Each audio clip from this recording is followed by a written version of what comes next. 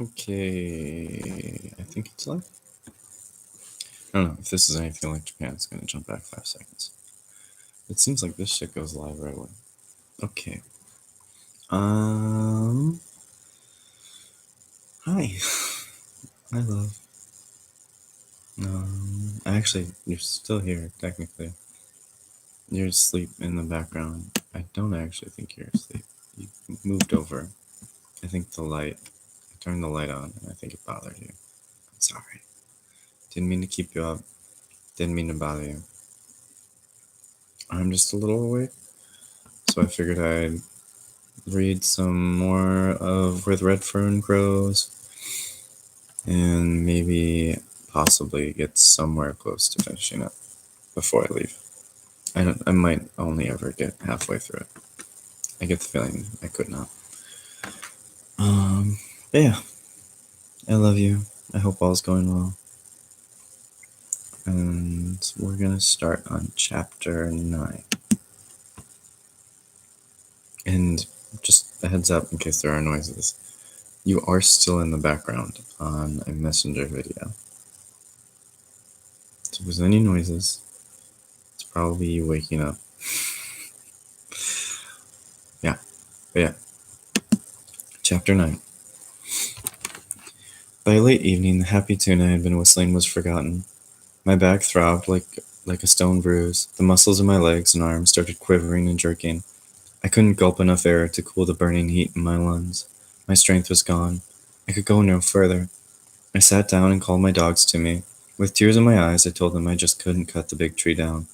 I was trying hard to make them understand when I heard someone coming. It was Grandpa in his buggy. I'm sure no one in the world can understand a young boy like his grandfather can.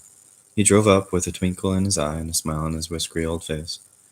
"Hello, how are you getting along?" he boomed. "Not so good, Grandpa," I said. "I don't think I can cut it down. It's just too big. I guess I'll have to give up." "Give up?" Grandpa barked. "No, I don't want to hear you say that. No, sir, that's the last thing I want to hear. Don't ever start anything you can't finish." "I don't want to give up, Grandpa," I said. "But it's just too big and my strength's gone. I'm give out." Course you are," he said. "You've been going at it wrong. To do work like that, a fellow needs plenty of rest and food in his stomach." How am I going to get it? How am I going to get that, Grandpa?" I asked. "I can't leave the tree. If I do, the coon will get away." "No, he won't," Grandpa said. "That's what I came down here for. I'll show you how to keep that coon in the tree." He walked around the big sycamore. Looking up, he whistled and said, "Boy, this is a big one, all right." "Yes, it is, Grandpa," I said. "It's the biggest one in the river bottoms." Grandpa started shuffling. "That's all right," he said. "The bigger they are, the harder they fall." "How are you going to make the coon stay in the tree, Grandpa?" I asked. With a proud look on his face, he said, "That's another one of my coon hunting tricks. Learned it when I was a boy. We'll keep him there all right." "Oh, I don't mean we can keep him there for always. He'll stay for 4 or 5 days. It isn't until he gets so hungry he just has to come down." "I don't need that much time," I said. "I'm pretty sure I can have it down by tomorrow night." Grandpa looked at the cut. "I don't know," he said. "Even though it is halfway down, you must remember you've been cutting on it half of one night and one day. You might make it, but it's going to take a lot of chopping." "If I get a good night's sleep," I said, "and a couple of meals under my belt, I can do a lot of chopping." Grandpa laughed. "Speaking of meals," he said, "your ma's having chicken and dumplings for supper. Now we don't want to miss that, so let's get busy." "What do you want me to do, Grandpa?" I asked. "Well, let's see," he said. "First thing, we'll need is some sticks about 5 feet long. Take your axe, go over in that cane brake, and get us 6 of them." I hurried to do what Grandpa wanted, all the time wondering what in the world he was going to do. How could he keep the coon in the tree? When I came back, he was taking some old clothes from the buggy. "Take this stocking cap," he said. "Fill it about half full of grass and leaves." While I was doing this, Grandpa walked over and started looking up in the tree. "You're pretty sure he's in that hollow limb, are you?" he asked. "He's there all right, Grandpa," I said. "There's no other place he could be. I've looked all over and there's no other hollow anywhere." "Well, in that case," Grandpa said, "we'd better put our man along about here." "What man, Grandpa?" I asked in surprise. "The one we're going to make," he said. "To us it'll be a scarecrow, but to that coon it'll be a man." Knowing too well how smart coons were, right away I began to lose confidence. "I don't see anything like that can keep a coon in a tree," I said. "It'll keep him there all right," Grandpa said. "Like I told you before, they're curious little devils." He'll poke his head out of that hole, see this man standing here, and he won't dare come down. It'll take him 4 or 5 days to figure out that it isn't a real honest-to-goodness man. By that time, it'll be too late. You'll have his hide tacked on the smokehouse wall. The more I thought about it, the more I believed it. Then there was that serious look on Grandpa's face. That was all it took. I was firmly convinced. I started laughing. The more I thought about it, the funnier it got. Great big laughing tears rolled down my cheek. "What's so funny?" Grandpa asked. "Don't you believe it'll work?" "Sure it'll work, Grandpa," I said. "I know it will. I was just thinking, those coons aren't half as mean as they think they are they?" We both had a good laugh at this. With the sticks and some baling wire, Grandpa made a frame that looked almost like a gingerbread man. On this, he put on an old pair of pants and a red sweater. We stuffed the loose, flabby clothes with grass and leaves. He wired the stocking cap head in place and stepped back to inspect his work. "Well, what do you think of it?" he asked. "If it had a face," I said, "you couldn't tell it from a real man." "We can fix that," Grandpa chuckled. He took a stick and dug some black grease from one of the hubcaps on the buggy. I stood and watched while he applied his artistic touch. In the stocking cap head he made two mean-looking eyes, a crooked nose, and the ugliest mouth I had ever seen. "Well, what do you think of that?" he asked. "Looks pretty good, huh?" Laughing fit to kill and talking all at the same time, I told him that I wouldn't blame the coon if he stayed in the tree until Gabriel blew his horn. "He won't stay that long," Grandpa chuckled. "But he'll stay long enough for you to cut that tree down."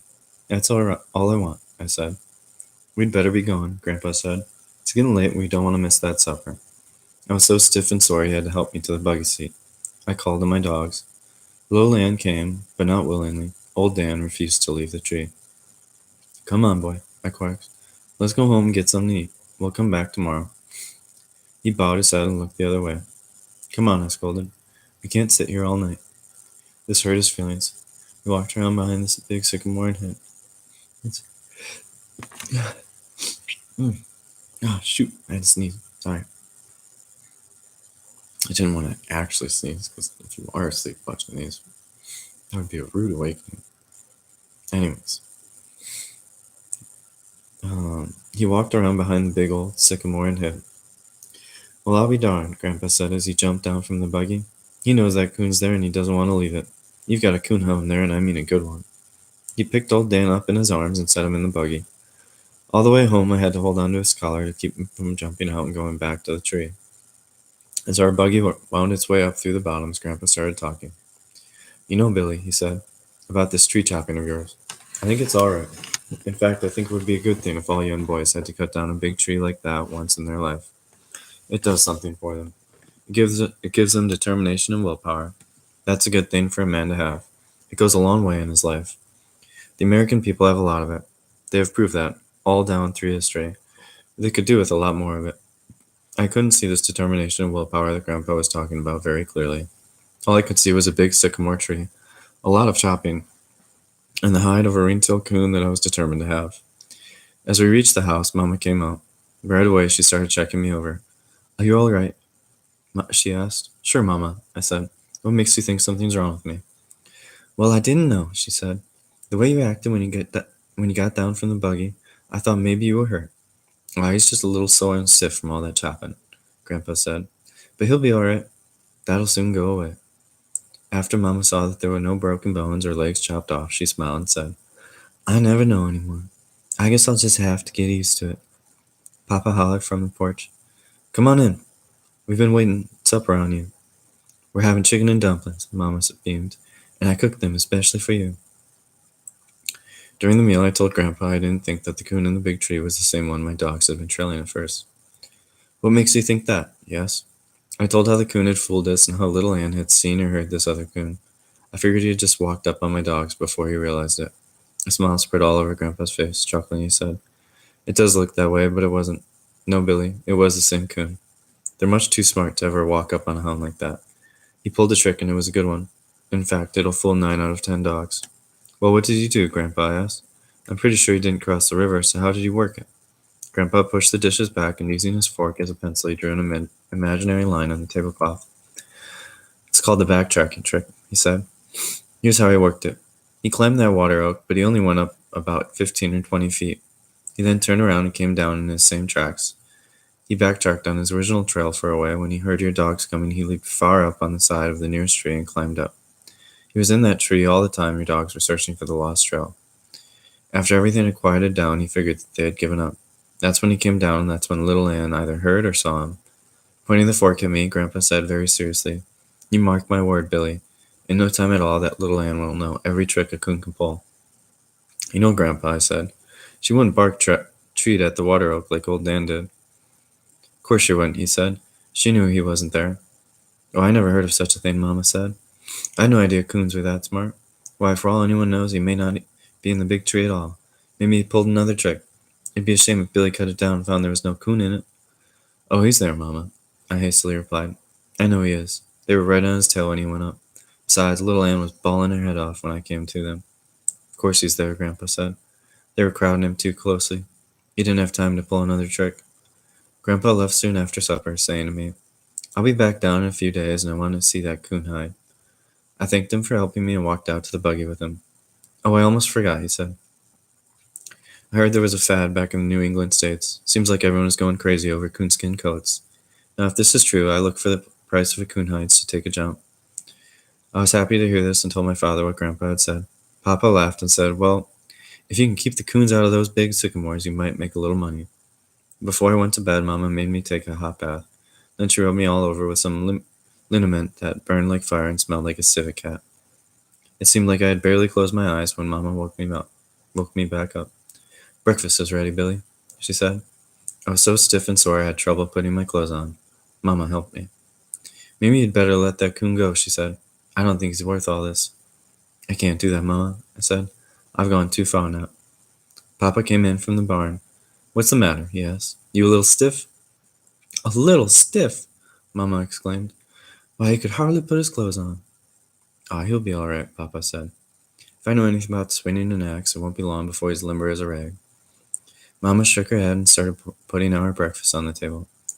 While we were eating, Papa said, "You know, I woke up several times last night, and each time I was sure I heard a hound bawling. It sounded like old Dan." I quit the table on the run and headed for my doghouse. I didn't have to go all the way. Little Ann met me on the porch. I asked her where old Dan was and called his name. He was nowhere around. Little Ann started acting strangely. She whined and stared toward the river bottoms. She ran out to the gate, came back, and reared up on me. Mama and Papa came out on the porch. "He's not here," I said. "I think he's gone back to the tree." "I don't think he'd do that, would he?" Mama said. "Maybe he's around someplace. Have you looked in the doghouse?" I ran and looked. He wasn't there. "Everybody be quiet and listen," I said. I walked out beyond the gate a little ways and whooped as loud as I could. My voice rang like a bell in the still, frosty morning. Before the echo had died away, the deep "ooh" of old Dan rolled out of the river bottoms. "He's there," I said. "He wanted to make sure the coon stayed in the tree. You see, Mama, why I have to get that coon? I can't let him down." "Why, never in all my life," she said.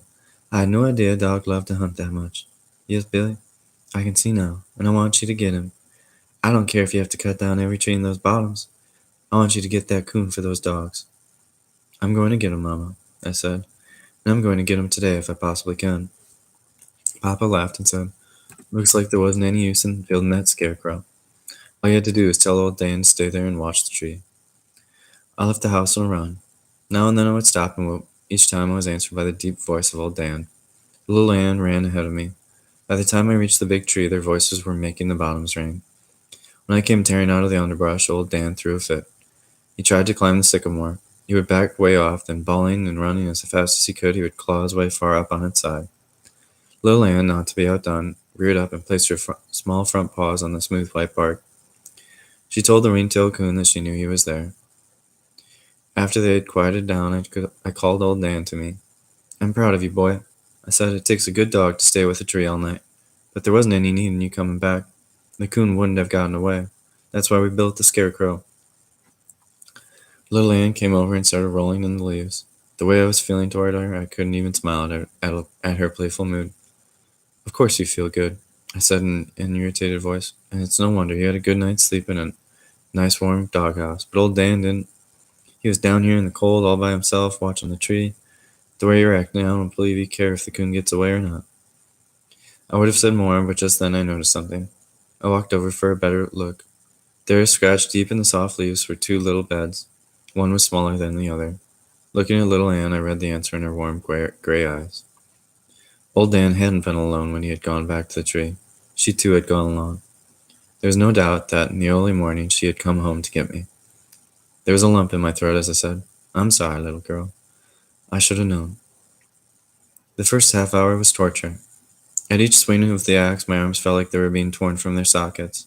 I gritted my teeth and kept hacking away. My body felt like it did the time my sister rolled me down the hill in a barrel. As Papa had said, in a little while the warm heat from the hard work limbered me up. I remembered what my father did when he was swinging an axe. At the completion of each swing, he always said, "Ha!" I tried it. Quam, ha! Quam, ha! I don't know if it helped or not, but I was willing to try anything if it would hurry the job. Several times before noon, I had to stop and rake my chips out of the way. I noticed that they weren't the big, even, solid chips like my father made when he was chopping. They were small and seemed to crumble up and come all to pieces. Neither were the cuts neat and even. They were ragged and looked more like the work of beavers. But I wasn't interested in any beautiful tree chopping. All I wanted was to hear the big sycamore start popping. Alone in the middle of the afternoon, I felt a stinging in one of my hands. When I saw it was a blister, I almost cried. At first there was only one, then two. One after another, they rose up on my hands like small white marbles. They filled up and turned a pale pinkish color. When one would burst, it was all I could do to keep from screaming. I tore my handkerchief in half and wrapped my hands. This helped for a while, but when the cloth began to stick to the raw flesh, I knew it was the end. Crying my heart out, I called my dogs to me and showed them my hands. "I can't do it," I said. "I've tried, but I just can't cut it down. I can't hold the axe any longer." Little Ann whined and started licking my sore hands. Old Dan seemed to understand. He showed his sympathy by nuzzling me with his head. Broken-hearted, I started for home. As I turned from the corner of my eye, I saw Grandpa's scarecrow. It seemed to be laughing at me. I looked over the big sycamore. It lacked so little being cut down. A small wedge of solid wood was all that was holding it up. I let my eyes follow the smooth white trunk up to the huge spreading limbs. Sobbing, I said, "You think you have won, but you haven't. Although I can't get the coon, neither can you live, because I have cut off your breath of life." And then I thought, why kill the big tree and not accomplish anything? I began to feel bad. Kneeling down between my dogs, I cried and prayed, "Please God, give me the strength to finish the job. I don't want to leave the big tree like that. Please help me finish the job." I was trying to rewrap my hands so I could go back to work when I heard a low droning sound. I stood up and looked around.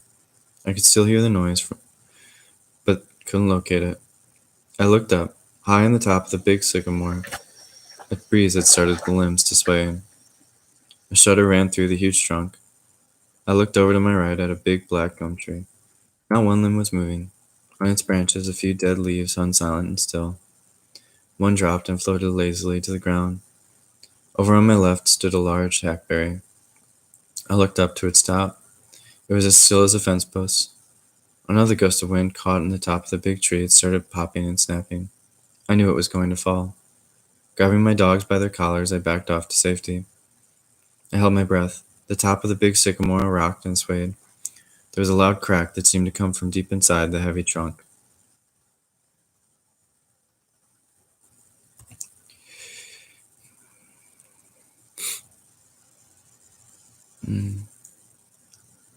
Fascinated, I stood and watched the giant of the bottoms. It seemed to be fighting so hard to keep standing. Several times I thought it would fall, but in a miraculous way it would pull itself back into perfect balance. The wind itself seemed to be angry at the big tree's stubborn resistance. It growled and moaned as it pushed harder against the wavering top. With one final grinding, creaking sigh, the big sycamore started down. It picked up momentum as the heavy weight of the overbalanced top dove for the ground. A small ash was smothered by its huge bulk. There was a lightning-like crack as its trunk snapped. In its downward plunge, the huge limbs ripped the branches from the smaller trees. A log-sized one knifed through the top of a water oak. Splintered limbs flew skyward and rained out over the bottoms. With a cyclone roar, the big tree crashed to the ground, and then silence settled over the bottoms. Out of the broken, twisted, tangled mass streaked a brown, furry ball. I turned my dogs loose and started screaming at the top of my voice, "Get him, Dan! Get him!" In his eagerness, old Dan ran head-on into a bur oak tree. He sat down and with his deep voice told the river bottoms that he had been hurt. It was little Ann who caught the coon. I heard the ringtail squall as she grabbed him. Scared half to death, I snatched up a club and ran to help her. The coon was all over her. He climbed up on her head, growling, slashing, ripping, and tearing. Yelping with pain, she shook him off, and he streaked for the river. I thought surely he was going to get away. At the very edge of the river's bank, she caught him again. I was trying hard to get in a lick with my club, but I couldn't, for fear of hitting little Ann. Through the tears in my eyes, I saw the red, blurry form of old Dan sail into the fight. He was a mad hound. His anger at the bur oak tree was taken out on the coon. They stretched old Rainey out between them and pinned him to the ground. It was savage and brutal. I could hear the dying squalls of the coon and the deep growls of old Dan. In a short time, it was all over. With sorrow in my heart, I stood and watched while my dogs worried the lifeless body. Little Ann was satisfied first. I had to scold old Dan to make him stop. Carrying the coon by a hind leg, I walked back to the big tree for my axe. Before leaving for home, I stood and looked at the fallen sycamore. I should have felt proud over the job I had done, but for some reason I couldn't. I knew I would miss the giant of the bottoms, for it had played a wonderful part in my life. I thought of the hours I had whiled away staring at its beauty and how hard it had been finding the right name for it. "I'm sorry," I said. "I didn't want to cut you down, but I had to. I hope you can understand." I was a proud boy as I walked along in the twilight of the evening. I felt so good even my sore hands had stopped hurting. What boy wouldn't have been proud? Hadn't my little hounds treed and killed their first coon? Along about then, I decided I was a full-fledged coon hunter. Nearing our house, I saw the whole family had come out on the porch. My sisters came running, staring wide-eyed at the dead coon. Laughing, Papa said, "Well, I see you got him." "I sure did, Papa," I said. I held the coon up for all to see. Mama took one look at the lifeless body and winced. "Billy," she said, "when I heard that big tree fall, it scared me half to death. I didn't know but what it had fallen on you." "Aw, Mama," I said, "I was safe. Why, I backed away off to one side. It couldn't have fallen on me." Mama shook her head. "I don't know," she said. "Sometimes I wonder if all mothers have to go through this." "Come on," Papa said. "I'll help you skin it." While we were tacking the hide on the smokehouse wall, I asked Papa if he had noticed any wind blowing that evening. He thought a bit and said, "No, I don't believe I did. I've been out all day and I'm pretty sure I haven't noticed any wind. Why did you ask?" "Oh, I don't know, Papa," I said, "but I thought something strange happened down in the bottoms this afternoon." "I'm afraid I don't understand," said Papa. "What do you mean, something strange happened?" I told him about how my hands had gotten so sore I couldn't chop anymore. Now I had asked for strength to finish the job.